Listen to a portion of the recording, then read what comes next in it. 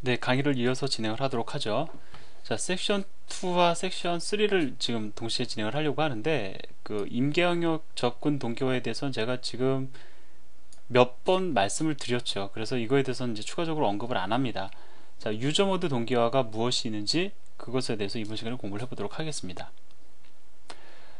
자, 일단 여러분들이 동기화 기법을 받아들이는 데 있어서 어떤 생각을 좀 가지셔야 되냐면은, 동기화 기법이라는 거는요, 동기화 기법이라는 것은 그냥 단순히 제공되는 겁니다.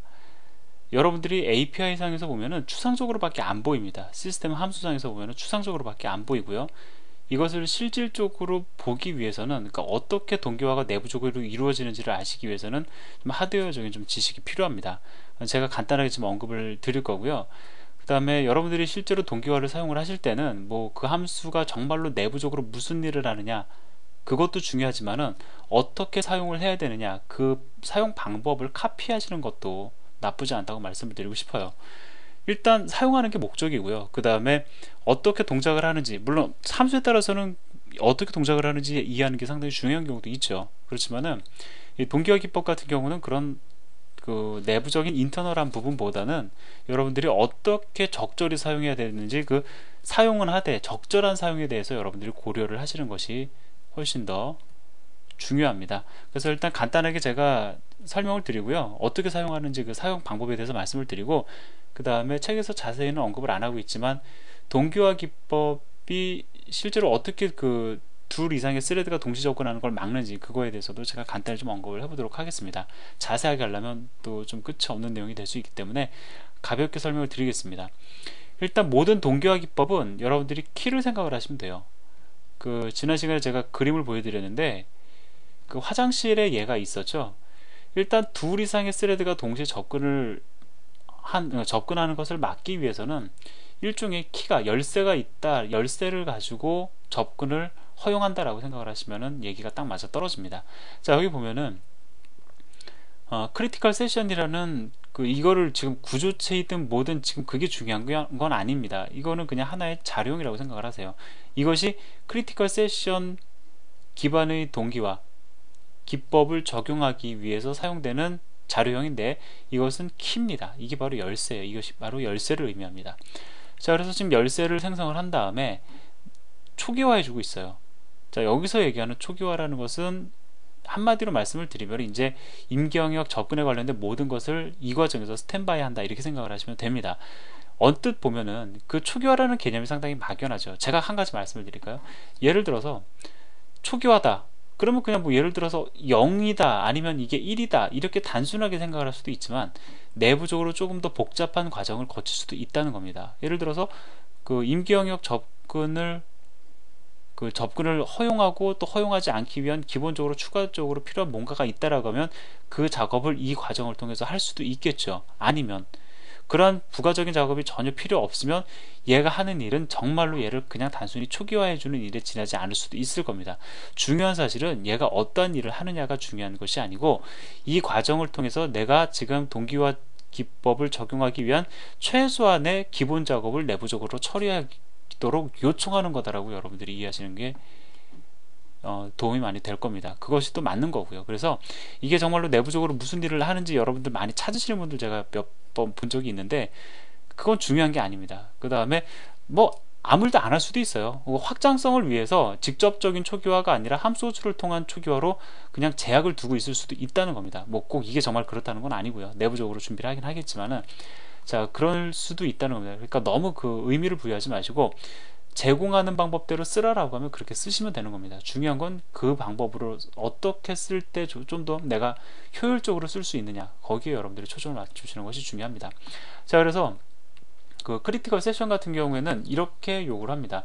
임계 영역의 시작과 끝을 정의하고, 시작에서 enter critical session이라는 함수를 열쇠를 전달을 하면서 호출을 하고, 자, 그 다음에 임계 영역이 나갈 때, 즉 임계 영역의 끝 부분에서 leave critical session 함수 호출을 하면서 열쇠를 인자로 전달해라 라고 얘기를 합니다. 그럼 비유를 해보자고요.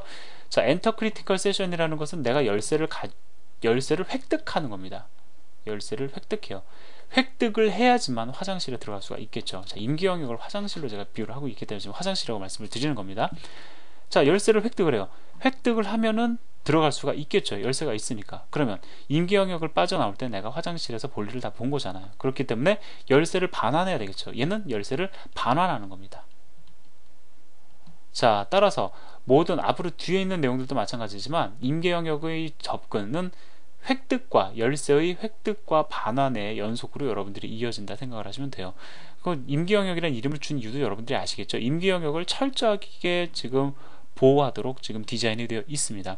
그 다음에 이제 딜레이트 크리티컬 세션 이렇게 해서 그 열쇠를 소멸시키는 과정, 이거는 이제 뭐 소멸이라는 작업은 늘상 붙는 거니까 제가 추가적으로 말씀 안 드려도 될 것 같고요. 자, 그래서 이러한 과정을 거친다. 뭐 어렵지 않죠. 뭐 별로 어려운 내용이 없습니다. 여러분들 기억하실 거는 크리티컬 세션 기반 동기화, 일단 크리티컬 세션이라는 키, 그 다음에 초기화, 그 다음에 엔터와 리브, 이것만 기억을 하시면 된다는 거죠. 획득과 반환이라는 겁니다. 자, 한 가지 추가적으로 말씀을 드리면 임계 영역은 내가 안정적으로 가지고 가겠다라고 해서 넓게 잡으면 넓게 잡을수록 안정적일까요? 안정적입니다. 예.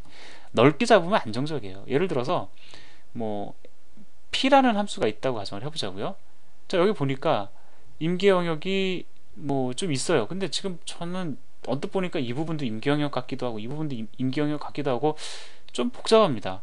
에라 모르겠다 싶어가지고 이 P라는 함수를 처음부터 끝까지 그냥 엔터 크리티컬 세션과 리브 크리티컬 세션으로 묶어버렸어요. 안정적일까요? 아주 안정적입니다. 다만 문제가 있죠. 성능상의 문제가 있습니다.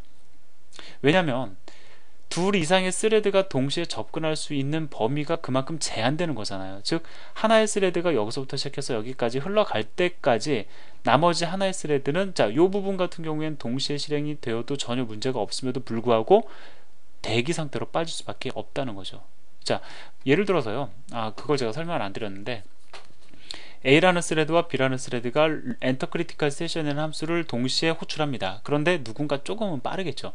예를 들어서 A 스레드가 조금 빨랐다라고 하면은 A 스레드가 리브 크리티컬 세션을 호출할 때까지 B 스레드는 여기서 블러킹 상태로 대기 중에 있게 됩니다. 자, P라는 함수를 갖다가 처음부터 끝까지 다 엔터와 리브로 묶어버리면 스레드가 하나는 대기하고 있겠죠. 근데 대기하는 것까지만 보면 문제가 안 돼요. 근데 실행하는 과정에서 뭐 예를 들어서 실행 과정에서 파일 IO 작업도 있고 데이터 전송하는 경우도 있고 해서 뭐 좀 한참 시간이 걸린다라고 하면 그것만큼 비효율적인 경우가 없겠죠. 그래서 보통 얘기합니다. 임계 영역을 구성할 때는 최소한의 영역으로 필요한 부분만 감싸라 라고 얘기를 합니다. 이게 더 중요한 거예요. 이 함수가 내부적으로 어떤 일을 하는지가 더 중요한 것이 아니라 임계 영역을 어떻게 구성을 할 것인가, 얼마나 최소화시킬 것인가가 사실은 더 중요합니다. 즉 여러분들이 이렇게 프로그래밍 하시면 결과적으로 안 된다는 겁니다. 뭐 이 부분이 임계 영역 같기도 하고 아닌 것 같기도 하고 이래서 그냥 에라 모르겠다가 다 감쌀 것이 아니라 임계 영역인 부분과 아닌 부분을 철저히 조사해 가지고 최소한의 영역으로 감싸서 안정적으로 가져가야 된다는 것 여러분들 기억하시기 바랍니다. 자, 그럼 예제를 한번 간단하게 보도록 하죠. 제가 일단 구조는 설명을 드렸으니까, 호출하는 함수의 어떤 원리라든가 이런 건 설명을 드렸으니까 핵심적인 부분만 제가 짚고 넘어가도록 하겠습니다. 자, 여기 보면은 코드 전체적인 흐름을 여러분들이 한번 분석을 해보세요. 저는 이제 중요한 부분만 말씀을 드리겠습니다. 예제 같은 경우에는 여러분들이 시나리오 부분은 뭐 이게 뭘 하는 예제인지는 책에서 설명을 하고 있으니까 여러분들이 참조를 하시기 바라고요. 자, 프로그램 코드상에서 보면은 G total count라는 이 전역 변수에 둘 이상의 스레드가 동시 접근하도록 되어 있습니다. 자, 둘 이상의 스레드가 increase count라는 함수로 호출해요. 그럼 둘 이상의 스레드가 increase count라는 함수로 호출하게 되면은 G total count라는 변수에 결국은 둘 이상의 스레드가 동시에 접근하는 것이 되는 거죠. 자, 그래서 여기서 보면은 enter critical session 그 다음에 leave critical session을 통해 가지고 그 영역을 감싸주고 있습니다. 자, 이렇게 되면은 둘 이상의 스레드가 동시 접근한 것을 막을 수가 있겠죠.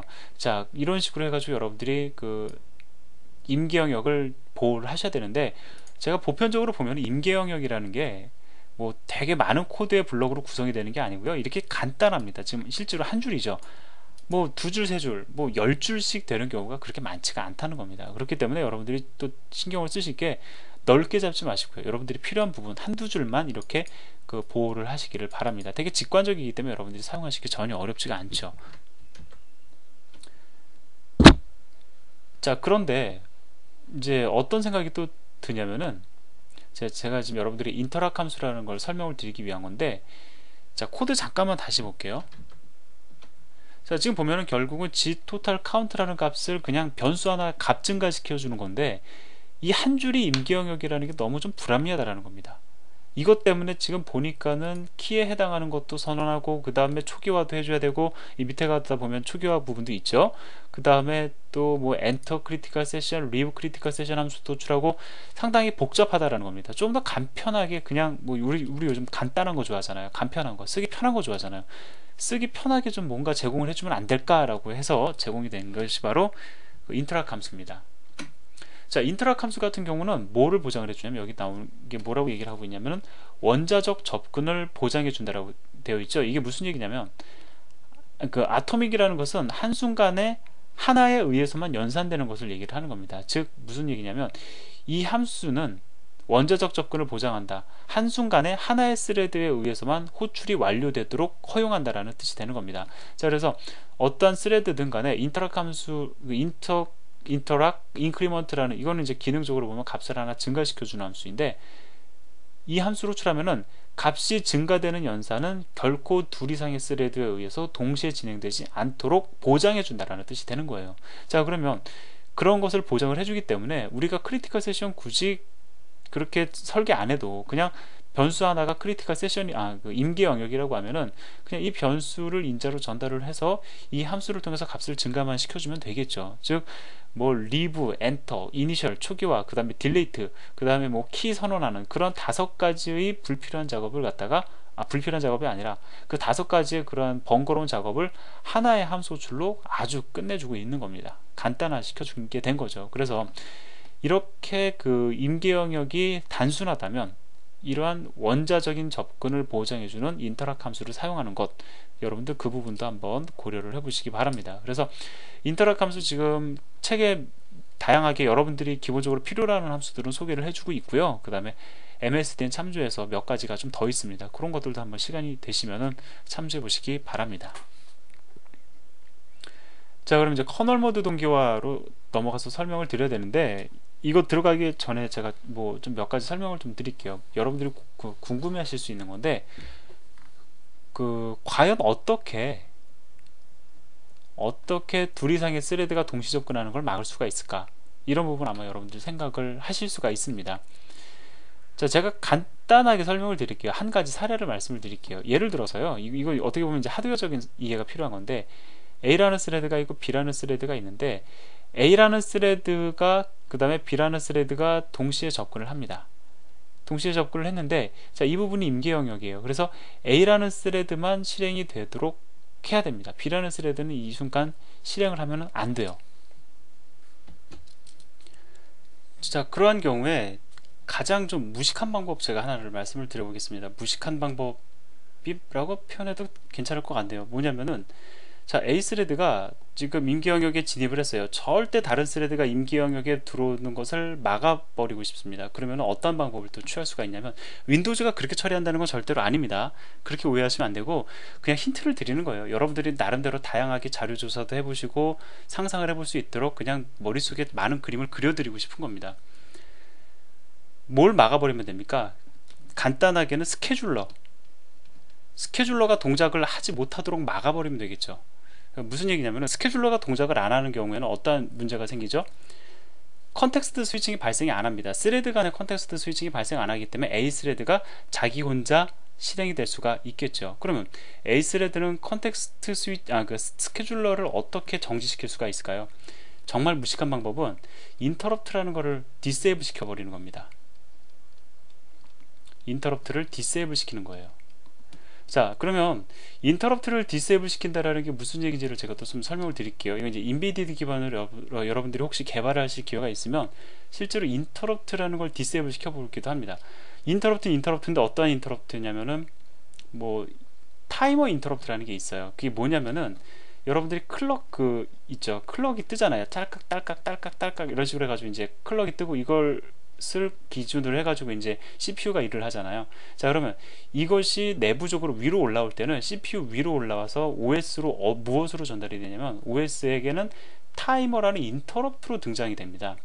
좀 어려운 얘기고 책에서 자세히 설명을 안 하고 있는, 이건 좀 상당히 그 아카데믹한 내용인데 조금 제가 더 설명을 드릴게요. 설명은 잘 못하지만 아무튼 설명을 드리겠습니다. 짧은 시간에 설명이 안 되는 내용임에도 불구하고 고집 부리면서 설명을 한번 해보겠습니다. 자, 하드웨어가 있고요. 그 다음에 우리가 OS가 있죠.